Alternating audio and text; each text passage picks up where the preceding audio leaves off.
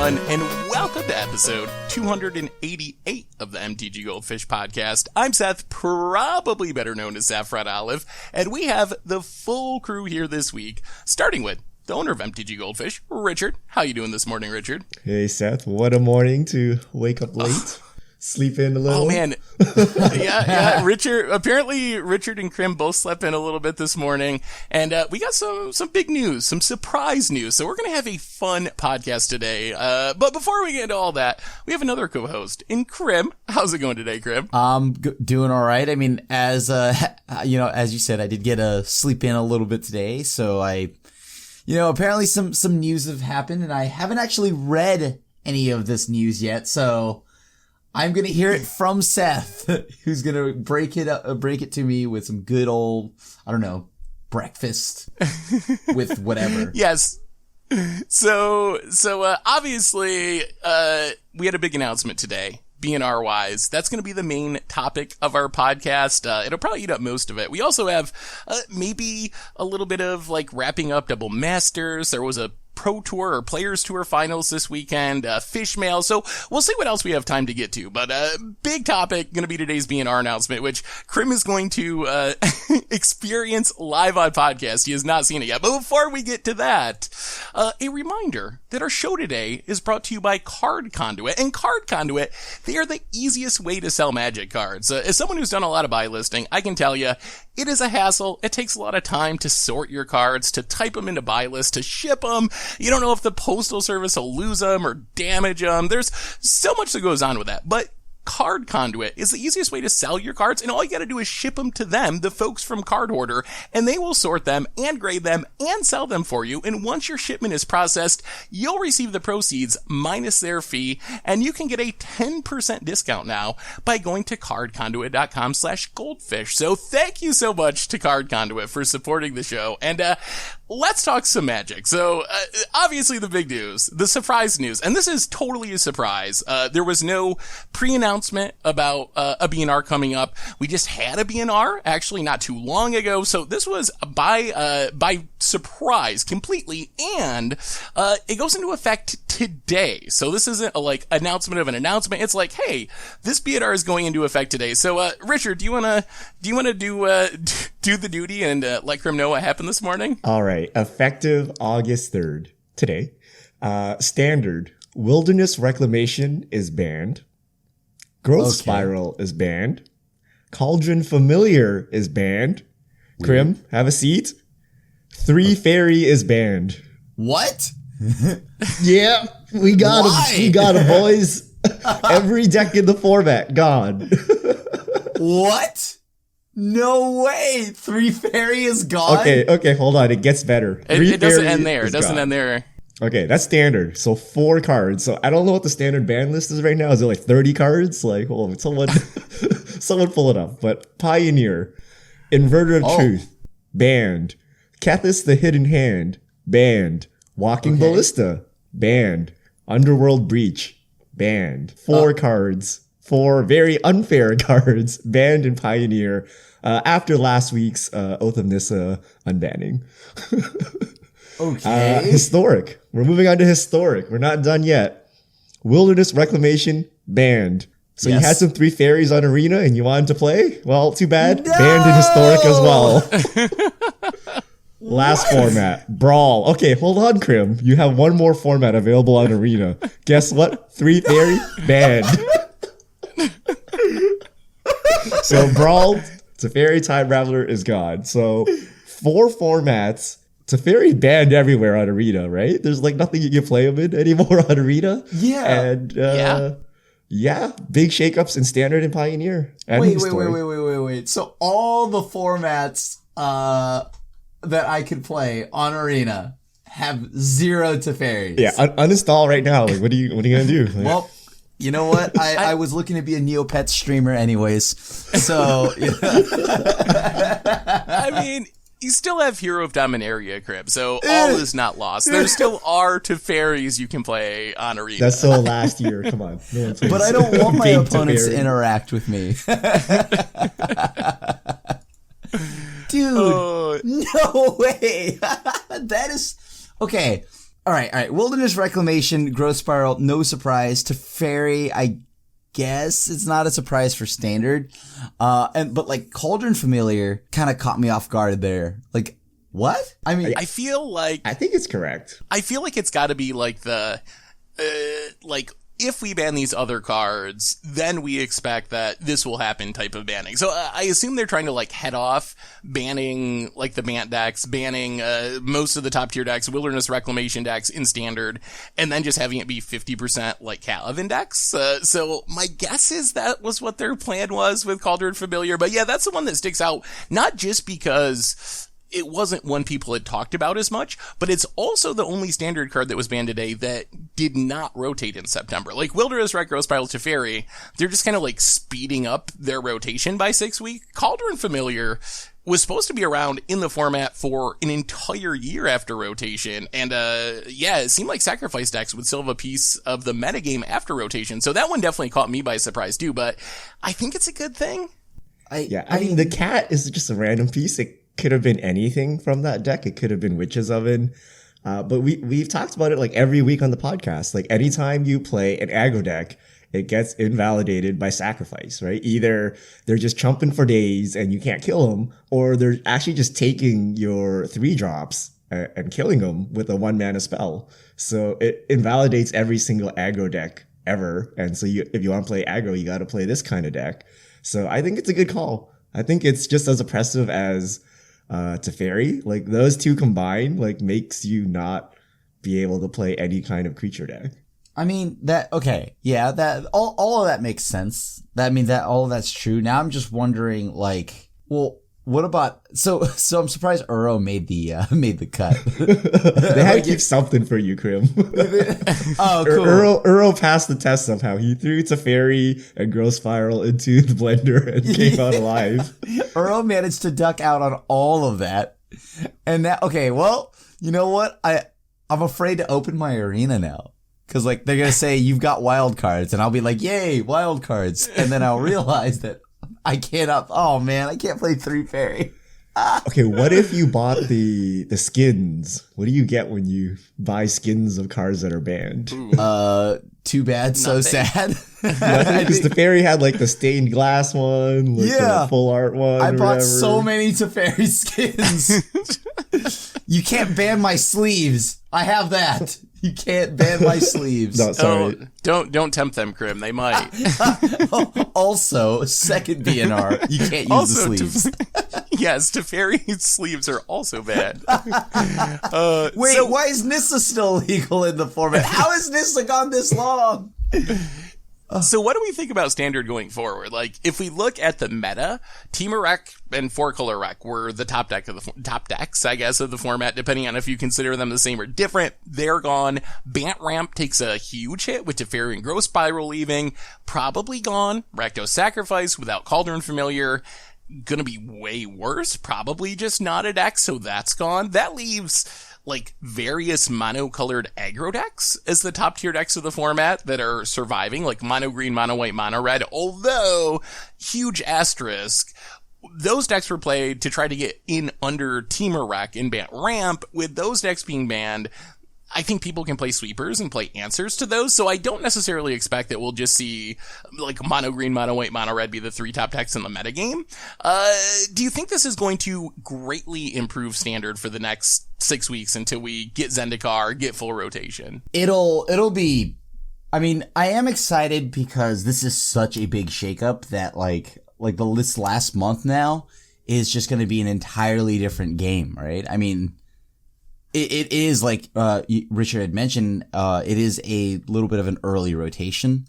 So I'm excited to see what kind of like interactive decks come back. I mean, I have to imagine Simic Flash now is just like the happiest deck of all time, right? Yeah, Simic Flash or maybe Dimir Flash has some good pieces. So I think that's a deck that definitely gets a lot better with all these decks being knocked down. I also think like maybe mid-range can kind of return to the format. You still have Uro. Uro was a card that I also thought that maybe could get hit by this BNR, but Uro's still around, even though a lot of its friends, I guess, are gone, with Gross Bile and Teferi being gone. I think Embercleave will very much be back on the menu now that Teferi's gone, and it's just like one of the most rawly powerful cards maybe left in the format, just slamming it on your like Gruul aggro threat or whatever. So I think, will this improve the format over the long term? I have no idea, but I think at a minimum, it's going to make the next few weeks interesting, leading up to having like Zendikar release and spoiler season and all that stuff. I think at least it's going to make people interested in Standard again. At least it has for me. I know I was just in like no Standard mode, essentially, waiting for rotation. And now I think I will actually like play Standard again over the course of the summer. So from that perspective, I think it, like, at least short term, increases interest in the format. Whether or not it actually, like, fixes it or some other deck becomes 50% of the meta, that I really don't know. But I think it'll at least be interesting over the next month leading up to Zendikar. I mean, yeah, I'm excited to see now, like, what comes out of the format, right? I mean, like, So I opened my arena, by the way, and like all my decks, they all have this, like on arena, they all are invalid. They, like about every single one of my decks are invalid. I wonder I must have a card that is banned in them. But yeah, like I'm excited to see what new decks come out of Standard, but I do worry that like now, is it just Simic Flash? Like I think it will just be a lot of Simic Flash and red decks, right? Yeah, you guys are forgetting about Embercleave. You guys are forgetting about like these old school decks we had that are insanely powerful. Like I think Gruul will make a resurgence. Simic mid-range is also just good, right? I mean, like you have Nissa, you still have Hydroid Krasis, and you still get to cultivate and go into Ugin, right? There's still a lot there. So Control is probably still legit even without Teferi. Like you still have Shatter the Sky into Elspeth Conquers Death. Like I wonder. I mean, I wonder this all the time, but I wonder if I can play just normal. Like now that I don't need to play like Teferi, right? Grixis Control in Standard. Are we tier 1 yet? Oh, you have another, 6 weeks until Nicole Bolas leaves, so you better get on it quick, Karim, if this is Grixis' last chance before a lot of its best cards rotate. It's time for Bolas to rise. The real question is Elder Gargaroth finally playable? Elder Gargaroth might actually... No.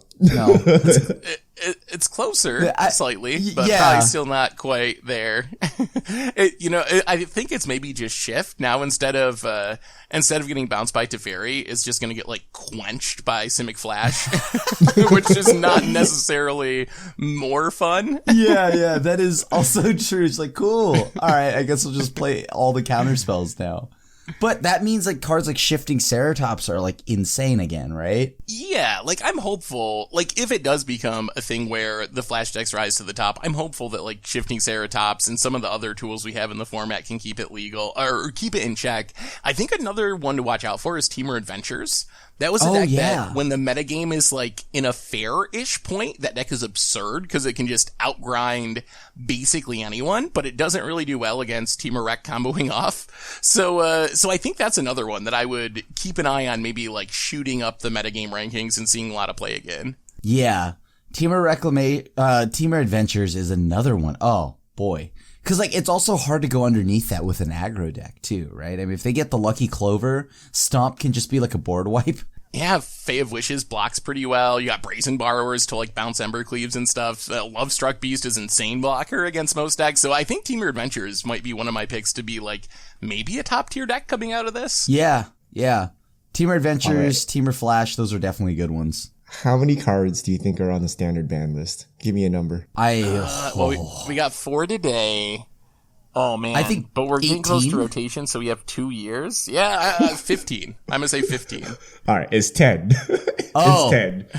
In case you're wondering, in case you're not keeping up with the news, here's the complete list of cards you can't play: Agent of Treachery, Cauldron Familiar, Field of the Dead, Fires of Invention, Growth Spiral, Oko, Once Upon a Time, Teferi, Time Traveler, or Time Raveler, Veil of Summer, Wilderness Reclamation. That's our complete standard ban list. I think that the someone most? on Reddit.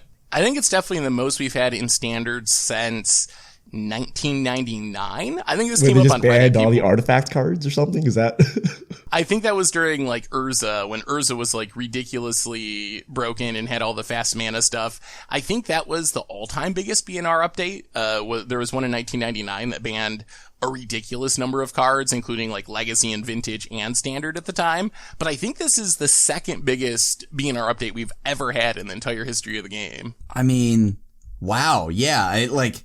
Cause wait. What was, I wonder what's the most amount of cards banned then? The Urza, like in 99? How many cards were banned then? I'm going to have to actually like look it up. Okay. Cause like, I am curious. I thought by now this would be the most the most cards have ever been banned in Standard, because it might actually be overall. It might actually be the highest number of cards banned at one time in Standard.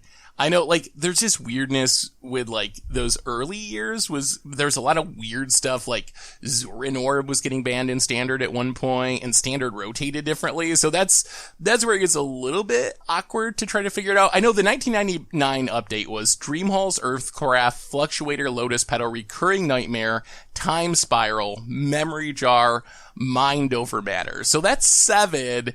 I think like just before that was Tolarian Academy and Windfall, which would get it up to 9. I'm not sure if anything else is like happened to still be in Standard at that point, like Zorin Orb or anything. So it might be the most, or at least it's like on par with the most we've had in history with like Urza's block back in 98, 99. Oh man, that's so crazy. So like now I actually do want to just jump in and play the format, right? Like, cause I mean, Standard I've been avoiding, but like, how about Historic, right? Like, I mean, I now have to think that like Historic mono blue is pretty popular in Historic, right?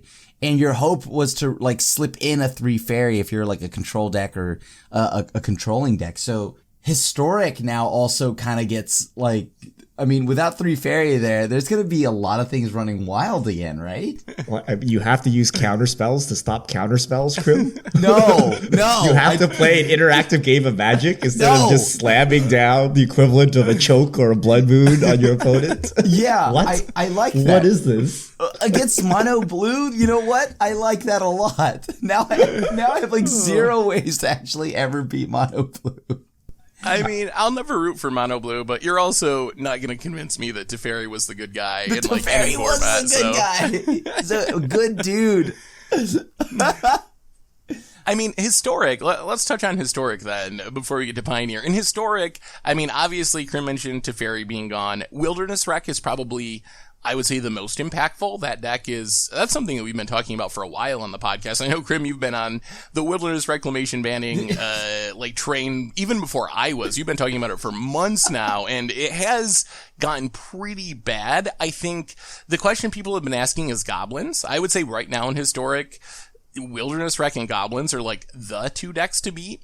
Do you have any concern about Goblins, or do you think if Goblins has like a target on their head and you don't have to worry about Wilderness Reclamation, that Goblins is going to be like safe and beatable in Historic?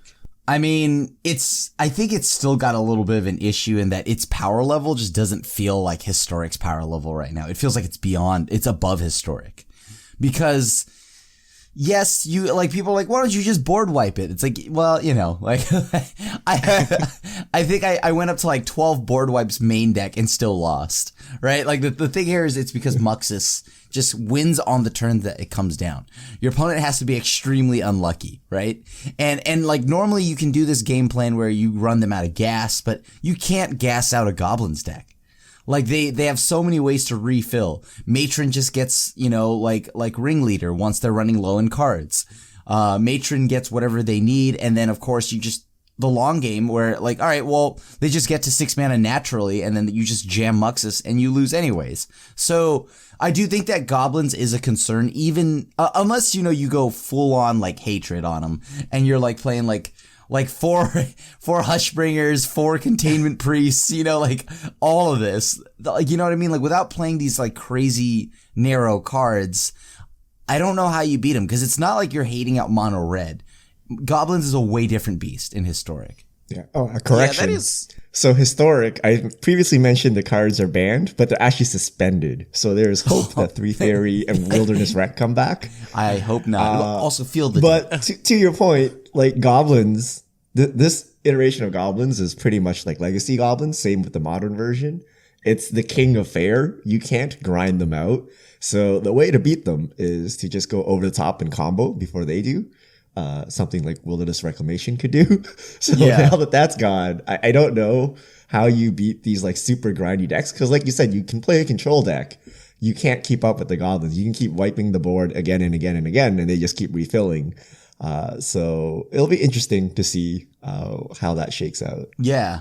I mean, it's with like the only way you can do it is just by playing some seriously ridiculous like cards. Like, I mean, like that you just, they're so narrow. They're not good anywhere else.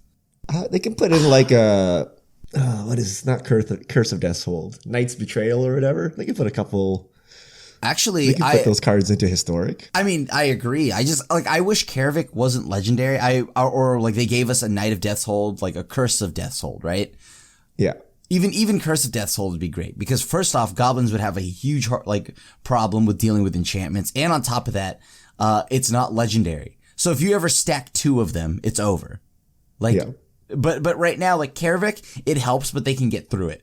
For one, it's a 3/2, so all they need to do is play Chieftain, and then play the second Goblin as a follow up, and then Gem Palm Incinerator. Yeah, there definitely are ways around it. And hopefully, it'll be okay. Like, I'm a little more hopeful than you guys about goblins. I think the deck's really good, but I do feel like, for me at least, part of the problem was the cards that you can play to beat goblins, even if they are narrow, they're super dead against reclamation decks and vice versa. So I think it was really difficult to beat goblins when you had to try to beat goblins and reclamation. Now, if goblins is just like the clear number 1 deck in the format, I do think if you're willing to dedicate some sideboard slots, like narrowly, to beating goblins, I think it is doable. Like, I think there are cards that can keep it in check, and maybe if like a huge percentage of the meta is playing goblins, you can get away with like running those cards in your sideboard. So I'm more like fingers crossed mode that maybe goblins will be okay now that Wilderness Wreck isn't there, although I also would not be surprised if we were like talking Muxus banning in the future at some point. Maybe because it's very possible that it doesn't play out that way, and maybe Goblins just is too good, and being able to just essentially or even literally win the game on turn 3 with the best draws is really outside the norms of the historic format. Like, it is the only deck that's, I mean, it's very similar to like Winota in some ways, except maybe better. Like it's Winota that's better. not. Because you can kill it, right? Before you can kill Winota before they go to combat. Like it doesn't matter now, right? It's like, all right, cool, I refill the board. I feel like Goblins is less consistently fast than Winota was. Like, Winota, like, very regularly had, like, turn 3, kill this or die. But you're right that it is more resilient. Like, you can't answer Muxus with removal once it hits the battlefield. And Goblins had a much more legitimate, like, long game plan, I think. Like, surviving Wrath, like we were talking about with ringleaders and cards like that. Tutors to find their ringleaders and their Muxuses. So it might actually just be a better version of Winota in a lot of ways. Yeah, it feels like it is, right? I mean, yes, it looks like it's a lot more because 6 mana, whoa, but then when you have Skirk Prospector, Goblin War Chief reducing the cost, Wily Goblin, like, you know what I mean? Like, it's not like it's really 6 mana. Yeah, no, that is true. And it does come down pretty quickly, pretty consistently. And I think it's the consistency of the deck with all the tutors and stuff that it feels like it does its thing every single time. And its thing is really strong. Like, it is, there's been a lot of games where Muxus just hits the battlefield and you immediately lose to Hasty Goblins and Krankos, making more Hasty Goblins. So it's definitely still a frightening deck. And if you're building historic decks post BNR, I think that's definitely the deck that you got to target. Like, come prepared for a lot of Goblin decks because I think that's like the immediate winner. No, before I had Goblins as like the top deck in the format, like that and Wilderness Wreck were tier 1 in my opinion. Now I think it might just be Goblins until the format like shakes out a little bit post bannings. Yeah, you speak as if everyone wasn't prepared for Goblins already anyway. yeah. Well, I think we were already trying to beat Goblins. It's just like, how? Right? But I feel a lot of the power of Goblins is it has a fair backup plan, and that you can always beat. Like, we have historic anthologies 4 and 5 and 6. Like, they can always just add cards. So It's not as crazy as something like Wilderness Trek, where the Engineered answers plague. are super narrow. You're like, what do you do with this, right? Yeah, but like, what's the modern thing? The 3-mana 2/2. Engineered, Plague Plague Engineer, Engineer. yeah. Yeah, like, that could totally be in this Just format. put that by into the way. historic. It's totally fine, Yeah. right? Like you can just Yeah. add that in historic anthologies 4, right? You can do whatever you want. Throw that into Amonkhet Remastered so I don't have to wait longer. All right, so let's move on to Pioneer, which in some ways maybe got the biggest shakeup, even bigger than Standard, or at least as big in Standard. So Inverter, Kethis, Ballista, Underworld Breach. And these are cards, minus Kethis, which I guess was kind of a new-ish edition, or on the menu thanks to Oath of Nissa. But we had been talking about for a long time how 3 combo decks, Inverter, the Lotus Breach combo, and Heliod, Mono White Devotion, Walking Ballista combo, were essentially most of the Pioneer format, and for me, those were the decks that were kind of keeping me from playing Pioneer, is just running into those decks over and over and over again. Wizards didn't just like take any, this was not a half measure. They didn't just like hit Inverter or hit Dig Through Time to see if that would power down Inverter. They killed Inverter. They killed Lotus Breach combo. They killed Walking Ballista combo. They killed Kethis combo by banning the namesake card. That is really most of the top tier decks in the meta. If you look at the meta game, I guess Niv to Light is like in 4th place right now. Mono Black Aggro's on there, but otherwise, Inverter, Mono White Combo Devotion, Lotus Breach, Kethis combo, those are 4 of the top 6 decks in the format. So we are seeing a massive shakeup. Like, this is going back to the early days of Pioneer when it's a new format. We essentially have a very much a brand new Pioneer format at this point. What do you think about these changes, and how much does this do to improve the Pioneer format? Oh yeah. I mean, like the big issues that we had before, right, were like the amount of Inverter like decks running around, the Lotus Breach combos and whatnot. I'm excited to I guess the Kethis decks too, right? Like, but now, can you actually just play Fair Magic and just like hope to beat Mono Black Aggro? I think you can, because Mono White before, like, yeah, we had talked about it like pretty much since the spoiling of the Heliod, that like that and Walking Ballista would be kind of disgusting in Pioneer, right? And to be consistent with the BNR of 2-card combos and stuff like that, like I think that was needed. And like, so I'm happy to see Walking Ballista go. However, I am excited to see now what I can play again, right? Because I mean, it's not as combo heavy anymore. I think are there any combos left after this BNR? I mean, I guess it depends on what you consider. Like, Winota is still around, for example, but not really, at least among like top tier style decks that actually have results. I'm sure there's some like janky combos that exist, but there's not really a top tier combo deck I can think of, unless you want to include like Winota on there. Yeah, if there are any, like, I wouldn't really, I guess at times you could count Winota, but I mean, like, right now it just doesn't feel like there's any crazy combo decks, so that's actually sweet. I think that's really sweet. I think the format's actually probably going to be in a pretty healthy spot, at least over the short term. Like, we know there's good aggro decks. Mono Green's still there. Mono Black's still there. We still have good control decks. Esper control, Bant control. Grixis control. We have Grixis control. Yep. And we have mid-range decks. Like, I think like the Sultai Pile, Sultai Delirium, like that's probably immediately in the conversation to be one of the better decks in the format. So I think we might actually end up with a relatively like healthy, fair aggro versus mid-range versus control, with probably some ramp thrown in, since we still have a lot of good ramp cards in the format. But I think it might actually be a pretty rock, paper, scissors-y healthy metagame. And I think for me, Pioneer might be the format I'm most excited about coming out of these changes. Like, it was a format that, much like Standard, I was just not playing because of the state of the meta. And Wizards basically answered every single problem that I had with the format, and then some by adding Kethis to the list, which I'm fine with it being gone, but that wasn't one of my big 3 that I needed to be banned. So I'm actually like super hyped to start playing Pioneer again. Do you think this will get people back into the format, though? That's the big question. Like, obviously these bannings and the severity of them and the quickness of them, the only thing that makes sense is that Wizards was seeing some really bad play numbers on Arena and Magic Online. Like, it had to be that I wasn't the only one that had stopped playing Standard and stopped playing Pioneer. We'd heard stories of, like, Pioneer events not firing on Magic Online. I assume that Standard play was way down on Arena. So, do you think this is going to reverse that trend, or has the damage been done? Did Wizards let Pioneer languish for too long that people have, like, sold out their collections and just given up on the format and moved on to something else? I can't say that that's for sure like what happened, but I do feel like this should drive traffic back into like Pioneer, right? I mean, at least to where I'm not waiting like 10 minutes in queue to like get one match.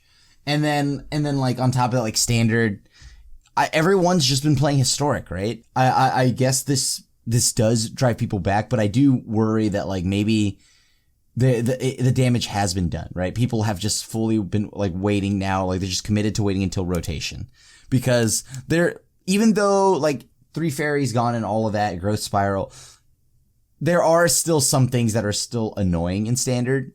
So like maybe, and it does come from War of the Spark, right? So like maybe people will still wait for rotation. At least Standard. Yeah, Pioneer, I think this could drive some traffic back into it. I think the damage has been done across all the formats. Like, I am not particularly interested in playing Standard. Like, you're like, oh, Team Adventures might be a tier 1 deck now. I'm like, I've been playing this crap for like 6 months, right? Like, I don't want to play this anymore, right? So I think it sets up the future. I think it sets up Zendikar Rising, or Return to Zendikar or whatever. So I think that's really good. But for Pioneer, I think it lives and dies by how good or bad Modern and Historic are. When Pioneer first launched, like Modern was like really bad. Everyone's like, yeah, let's go play Pioneer. And we actually saw this, right? We saw people stopped making Modern decks and they made Pioneer decks. And then when Pioneer sucked, people went back to Modern. So it's the same players. They're just shifting formats. I don't know if there's a person besides content creators that like plays literally every single format, like Standard, Historic, Pioneer, Modern. It's usually, Standard plus 1 non-rotating format, maybe Limited. So yeah, I think if Historic is good, people will play Historic. If Modern is good, people will play Modern. If you don't play on Arena, and if they suck, then people will try Pioneer and hopefully it's good. But if it sucks too, then I think that's the last straw. So do you think that Pioneer, like, if all the formats are healthy, Pioneer loses out to both Historic and Modern? Like, let's say all the formats are equally good. Do you think it's just, like, third in the hierarchy of non-rotating formats? For now. I think I'd rather play Historic, right? If Historic is supposed to be the place you play fair Magic, like fair Magic with older cards, Modern is the place where you combo off. Then, like, what is Pioneer now? Well, I think that changes, though, once Pioneer hits Arena. Right? Like, cause like depending on how much, like what's on Arena, that'll like affect it, right? I mean, once it comes to Arena, a lot of people will get to play with things that, we don't have in Historic.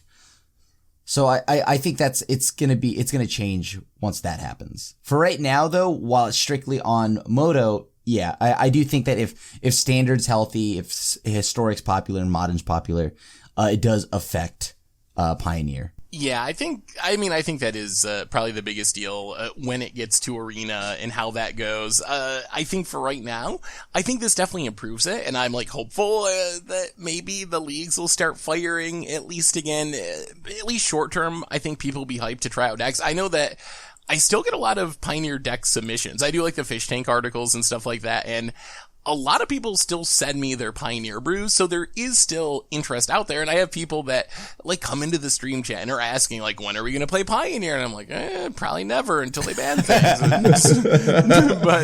but now they've banned things, so I'm going to give it a shot, and I'm actually legitimately excited for it. So, fingers crossed. I think having Pioneer be healthy and actually firing its queues and somewhat popular is, like, overall a good thing for Magic. The more options you have, the better. So out of the formats today, which one do you think improved most out of this list? Historic, Standard, or Pioneer? Which one has your hype level increased the most for, based on the announcement? Almost all of them, except for, like, I'm still a little bit worried about Historic and losing 3 Fairy and whatnot. Like, I am genuinely sweating that.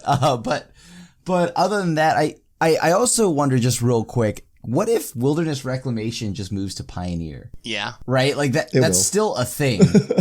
And like, it's not like they don't, like, you know what I mean? Like the growth spiral's there, like the whole package is still there. So I wonder now, like, is like that just gonna be the thing? Pioneer is just gonna be the Wilderness Rec format? I mean, pretty much. We've seen Wilderness Rec sort of be like a fringe thing in Pioneer. I'm actually pretty curious if it will be good in the format. Like, do you actually think that Wilderness Rec beats Mono Black aggro? Like, just a bunch of Thought Seizes and discard and aggro black creatures? Like, I kind of wonder if it just has bad matchups against some of the, like, top tier decks in the format. So maybe it'll just be like a tier 2 deck or something rather than, like, the best deck in the format. But, God forbid. Like, I would be fine if they, like, what they did with Teferi today on Arena, just do that with Wilderness Rec in every format. Like, throw in Legacy and Vintage just in case we get to that point eventually. Just, that's one of the cards that I wish it just had never been printed. Like, I mean, it has not done anything fun in any format. Like, if it's good in a way that's really miserable and unfun. Correct. See, and like that's why I'm worried here, because like I actually don't think that it's, yes, sure, maybe it gets dunked on by discard and like cheap aggro creatures, but it's not like those decks can't just like play cheap sweepers like Flame Sweep and stuff like that. So I don't know. I mean, I think it still has room to dominate Pioneer. Because, you know how it is. Like, we axe the best deck, and then, you know, people just dig up the next best thing. And Wilderness Reclamation is, like you had mentioned, you know, just never fun. Whatever it's good in, it's never in a fun way. And it's still legal. The entire shell is legal in Pioneer. It's because we don't have Frowny Face on Magic Online feedback. How was your matchup? Frowny Face. But, I mean, we see, because of the power creep in Standard, like, if you've noticed, like, every BNR we've had, like, it's cross format, right? Like Oko, Once Upon a Time, like you ban these things in Standard, and then you're like, oh, I gotta ban in Modern and Pioneer and Legacy and blah blah blah, right? Like, the cards are so powerful that they warp all the formats, right? So if it's gone for Standard, right, it's just gonna pop up in Pioneer, right? It's gonna pop up in Modern. So I would not be surprised if you see Wilderness Rec pop up.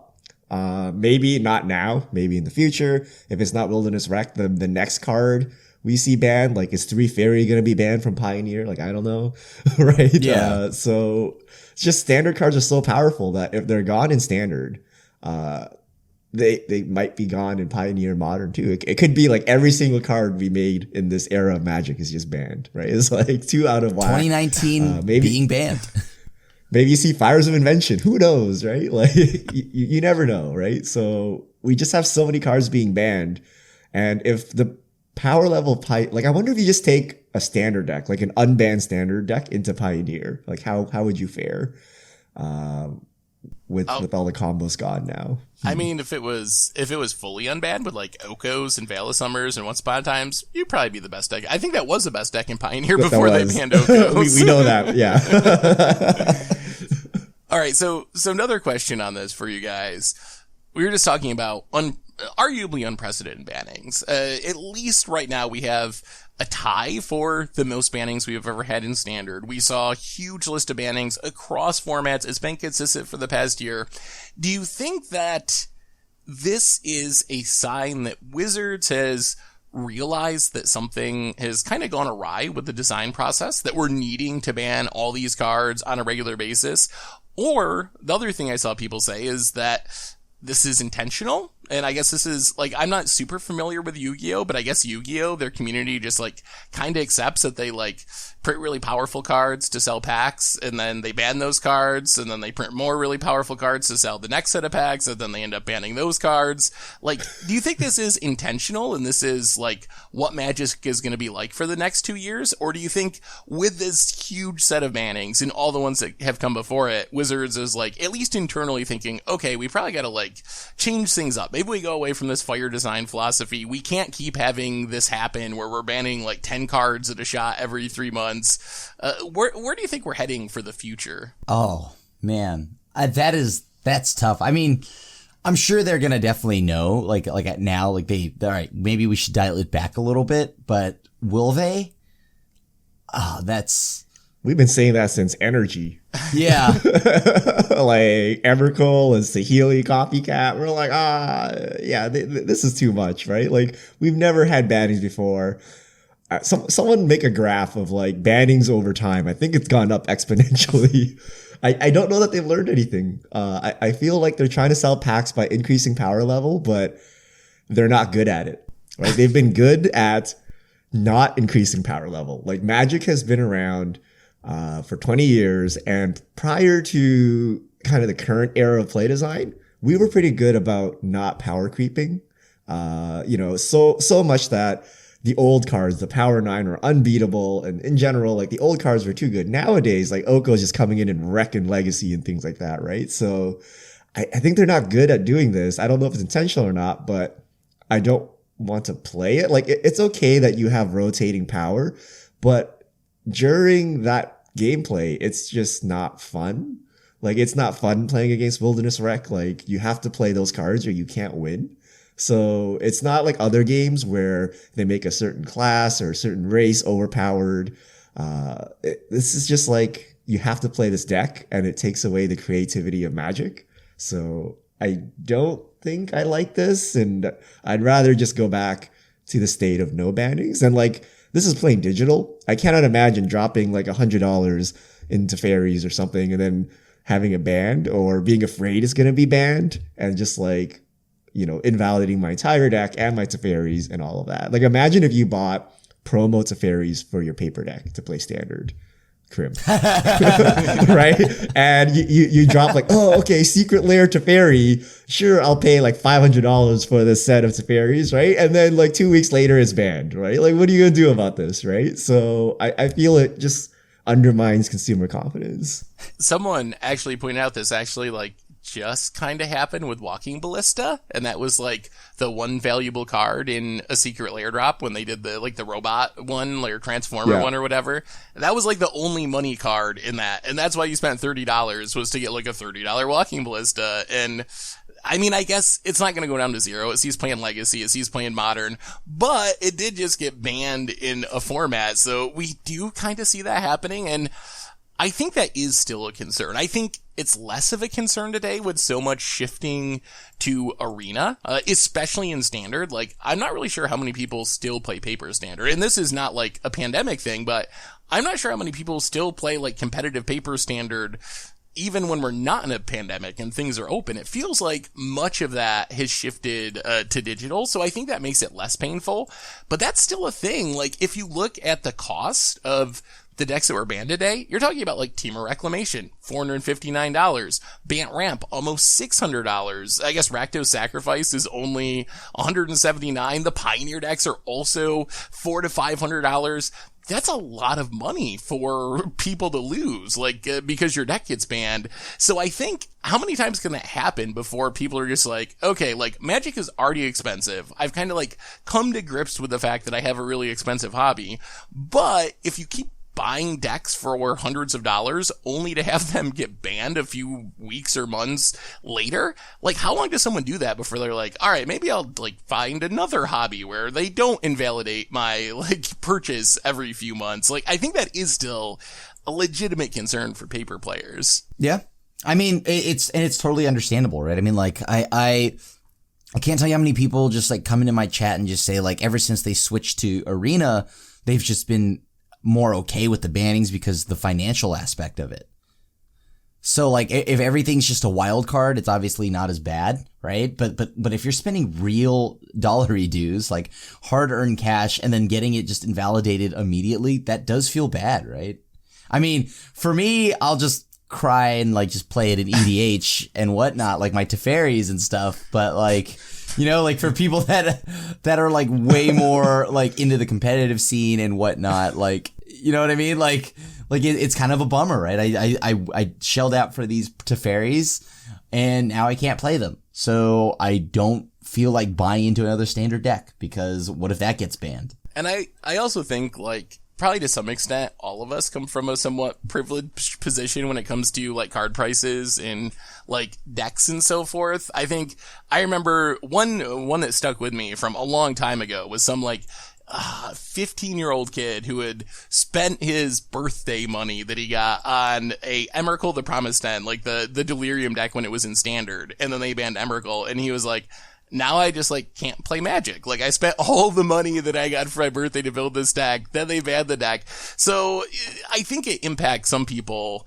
more than others, younger players who are like just starting off, and those are players that we want in the game. I guess theoretically those are also players that'll hopefully be playing on Arena, and maybe that will be lessening the impact, but I think there still is a concern with all these bannings that it will turn people off specifically to like the paper aspect of the game, not Commander. That's kind of its own thing and isn't really impacted the same way, but as far as like building tournament decks in paper, like can you even recommend someone do that these days? Like, can you with a straight face be like, hey, you should buy this, $500 paper Standard deck? Like that, I think that is a wise investment. I'm actually not sure if you can. Yeah, I don't think I can safely tell anybody to make that investment, right? Because it's so scary. Like, I could tell you an EDH, sure, like a certain deck or something like that, but like, I don't know, that seems a little scary to recommend somebody a paper deck in Standard. All right. Any other thoughts on all this BNR stuff? Or I guess maybe we just go to fish mail. I mean, the other stuff we had on our list was Double Masters full set and PT Finals. I think PT Finals, I'm not sure how much there is to say about it because of the bannings. Are any of the decks still legal? There's a mono black deck that made it, I believe, to the finals, like a mono black aggro deck.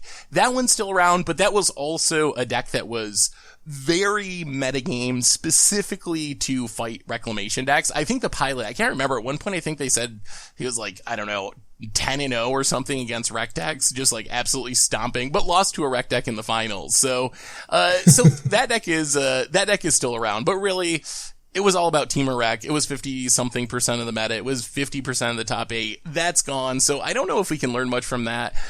Double Masters, any full set thoughts? I guess let me ask you this question on Double Masters. We got the full set.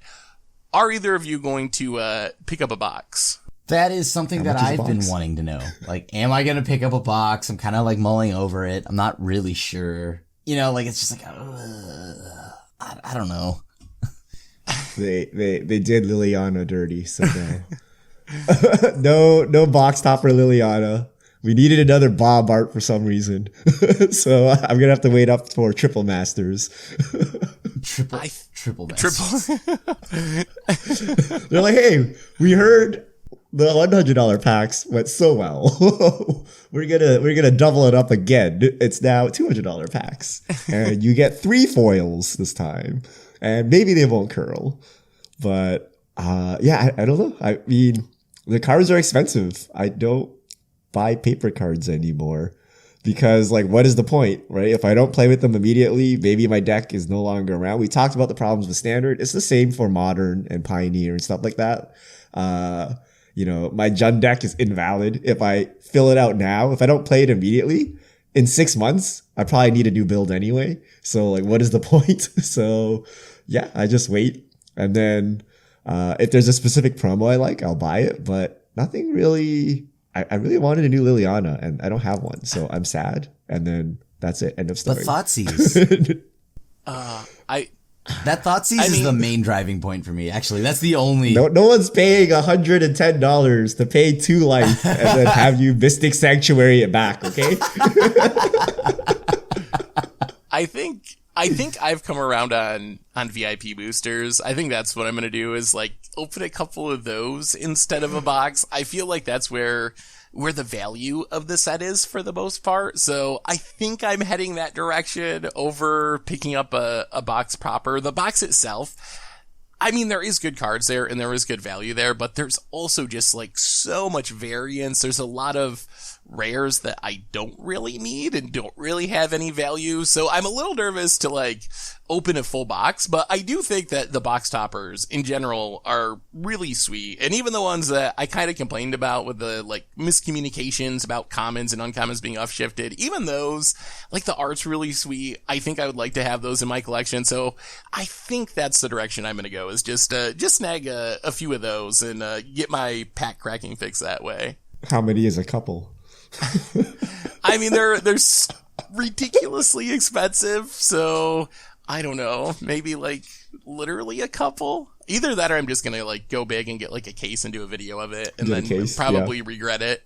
Yeah, I think you're gonna buy one or two and like open like expedition maps in both of them. And you're like, okay, you know what? I'll buy like 10 more. Yeah, and then you get full Tron. You're like, That's the thing. Like, you could open a full Tron deck, and Tron is the deck I want to play least in all of Magic. Like, if I could open, I don't know, like a mono red prison deck or something, I'd be all about it. But what am I gonna do with a bunch of fancy Tron lands?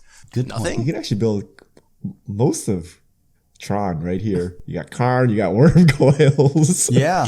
You really do. You have the map. You have the lands. Yeah, and we just had Ugin reprinted in the core set. So I think one of the sneaky impacts of Double Masters, and I don't know if I'm happy about this or not. Like, I guess I'm happy because it makes the game cheaper, but it's going to make Modern Tron really cheap to buy into. So I expect we're going to see, like, an influx of new Tron players if people still play paper modern decks and are interested in paper modern decks. But that seems like one of the biggest impacts is if you want like a top tier modern deck, almost the entire deck just got reprinted. So you're going to be able to pick up Tron like on the cheap, way cheaper than it was not that long ago. Anyway, Richard, let's get some fish mail before we run out of time today. Take it away. All right. If you have questions, send them to @MTGGoldfish on Twitter. And we'll get to your questions on air. Wow, I butchered that. Wow. Okay, first question from email. It's a long question. I'm going to summarize it. But basically, this person made day 2 of the Arena Historic Open. But on day 2, they missed the cutoff to start the event because it was written in tiny letters on the screen. And they were lamenting that, why is Wizards doing this? Why don't they be like every other online service and just hammer you with email, send you an email, say, hey, look, you have an event tomorrow. Hey, look, you have an event in 2 hours. What do you guys think about that? Should they make more of an effort to make it readily noticeable that you have an upcoming arena event? Even like pop something up on your screen or something like that? Yeah. I mean, I've actually heard that happen to a lot of people. And just like people missed the deadline to like log in, and they were used to the idea of how like day 1 went, where you just log in and then just kind of play through the queue until you get there, right? So, like I do wonder why you can't just do that. I mean, I think it's a good thing. I haven't played really any tournaments like that out of Rita, so I don't really know much about how the system is now, but it seems very easy to make it very apparent and to send players reminders, and I can't see what the harm of that is, so hopefully that's something that Wizards develops in the near future, because it definitely seems like a huge feel bad to grind your way through day 1, make day 2, and then not get to play from some weird technicality or not seeing the small print that is probably pretty difficult to find. Yeah, I think everyone agrees that that would be nice, but I don't know that Wizards has these kind of things high on their priority list. I mean, we couldn't even sort deck lists in Arena for like the longest time, so I don't know. I think just if you play in these high level events, you just got to be super vigilant, like read everything, set your alarm clock, set a second alarm clock, and kind of just deal with it, because I think Wizards doesn't have a focus on kind of these other things. Okay, a lot of questions are no longer valid because people are asking about things like early rotation and things like that. Well, surprise, we got early rotation today. Yay! More ban lists. Okay, Wolfie Star 123. Do you think WotC needs to start using the Sarah Avenger restriction again? So Sarah Avenger is a 2-mana 3/3 flying. Yeah. You can't play in the first, second, and third turns of the game. Reverse Once Upon a Time. I think those designs are great. I don't think that does anything. I don't know. I didn't really like that, to be honest with you. That design. That's like basically Surge, kind of, right? Give it suspend, lie to me, or something like that.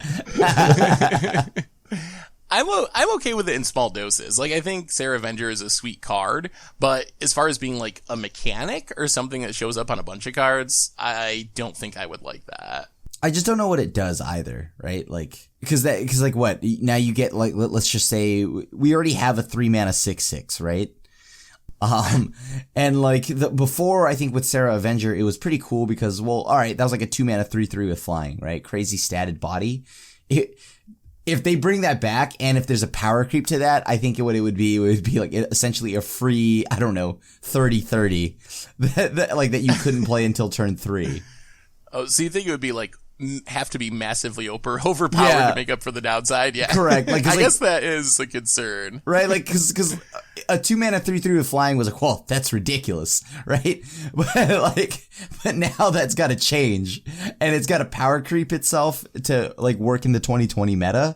And if that's the case, then it's like, oh boy, that's going to be a problem. That's going to be a problem. Next question. Tanthalus667, who writes the MTGGoldfish post on Twitter covering daily spoilers? I feel like I can hear Richard's voice behind every jab about price or low demand reprints. It is not me. Looks like Niatuk's getting sassy with his comments on the spoilers.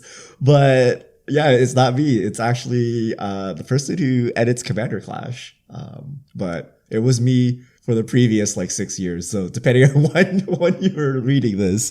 But if I do it nowadays, it'll just be complaining about why Armageddon is not a new thing and whether it fits in Jund or not. Every single Double Master spoiler is just like, it's not Liliana the Veil, but I am still really mad about that. It's been 7 years. When was Innistrad? We did the math. It's been so long. It's longer than we think. It's 10 years or something. Yeah, it's got to be 10 years. One art. Crush Daddy 86, is there a way for F2P free-to-play players to get to Historic? I have every set since Eldraine completed, but don't know if it's worth my hard-earned gold to grind older sets. I mean, I think what you can do is build one of the decks right now that are like goblins, like we had just mentioned. Of course, that you are on the map, but you know what? I think even if goblins lost Muxus, I think it'd still be good. Because before, it was already pretty good. It just needed a chieftain.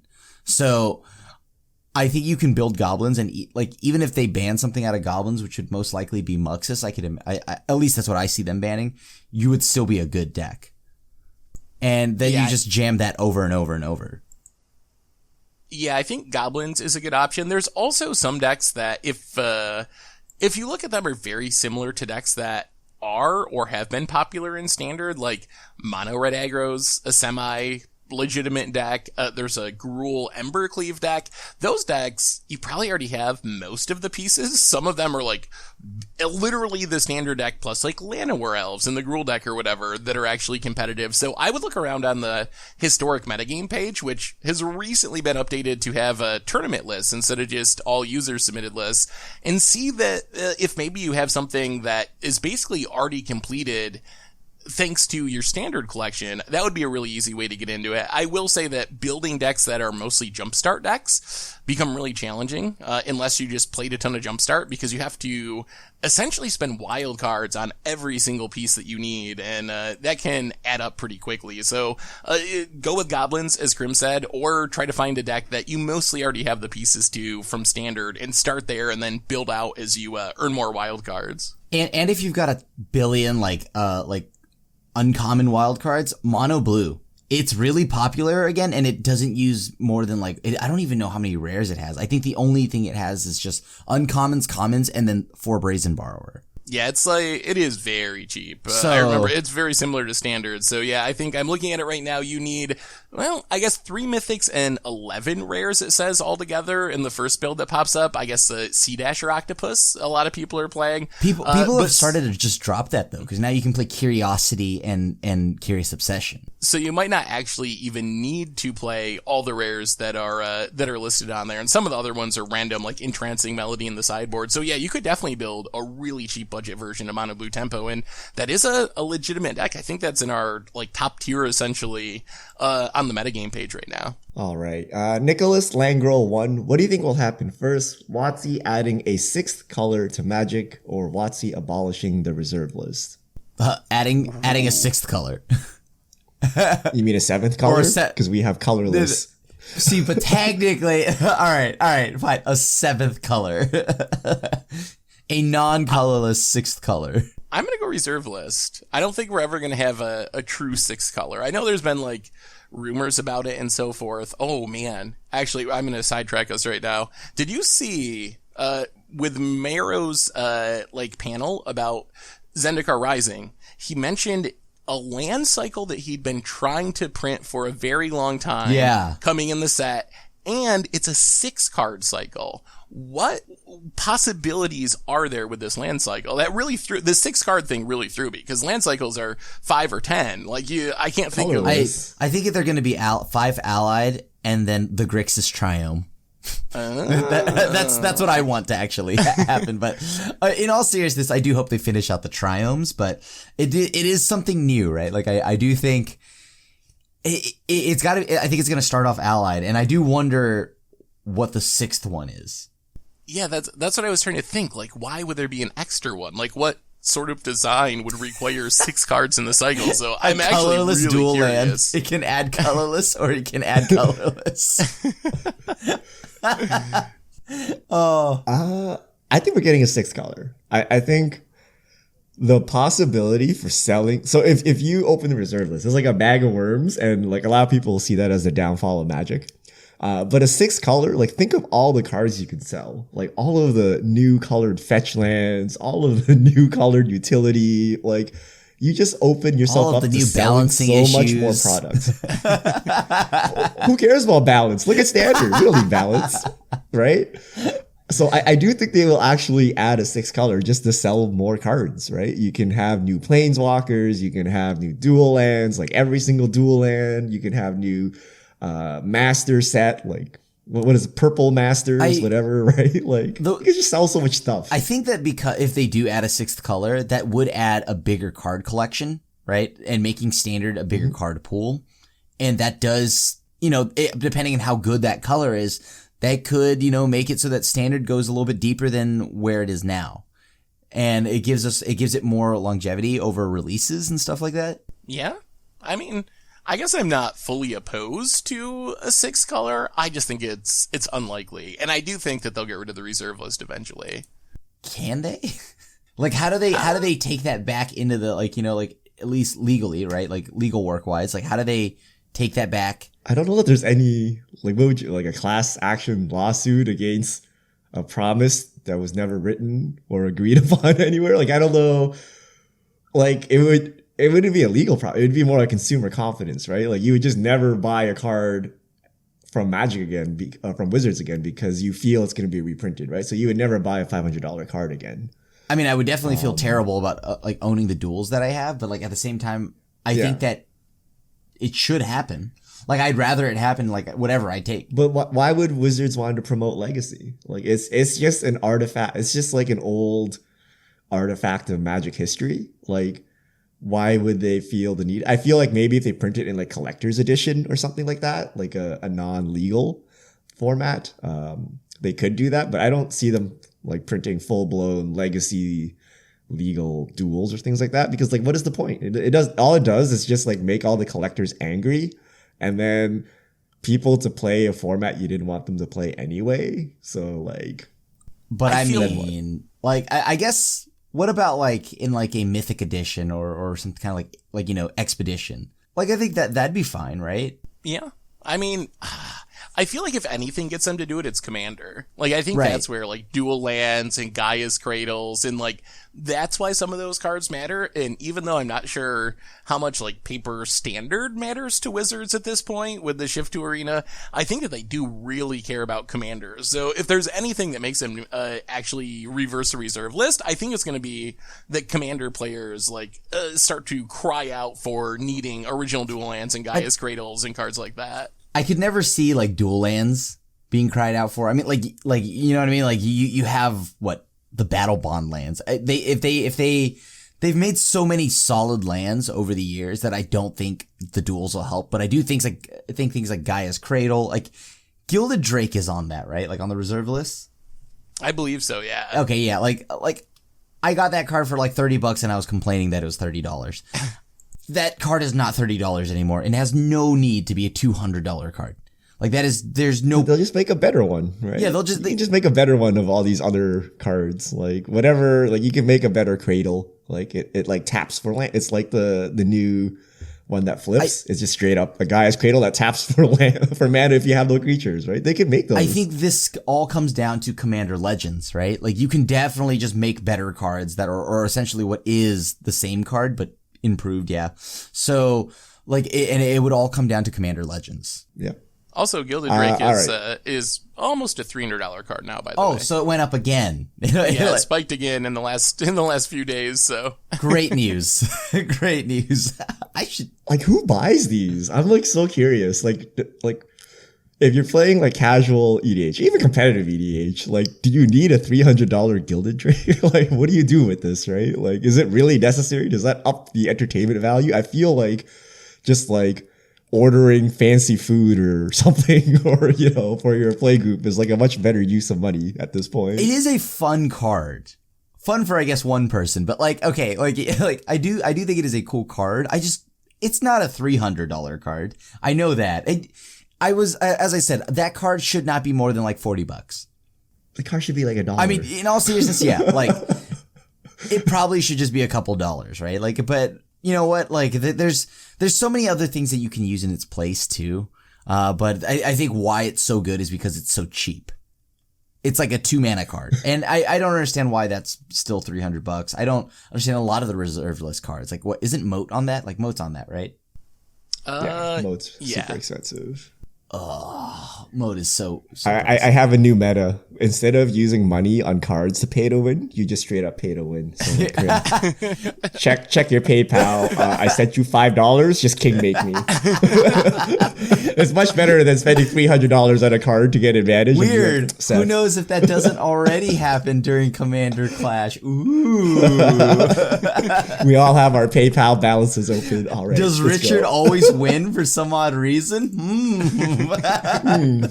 Let's maybe I just have the deepest pockets. Yeah. Let's get a bunch of people to put their tinfoil hats on. Oh no, I accidentally king made you. Oh no. Weird. I guess it was a misplay. All right. Last question, because I'm curious on Seth's opinion of this. 11 Vicious, what do you think is a better investment? A sealed case of War of the Spark or 8 VIP booster packs?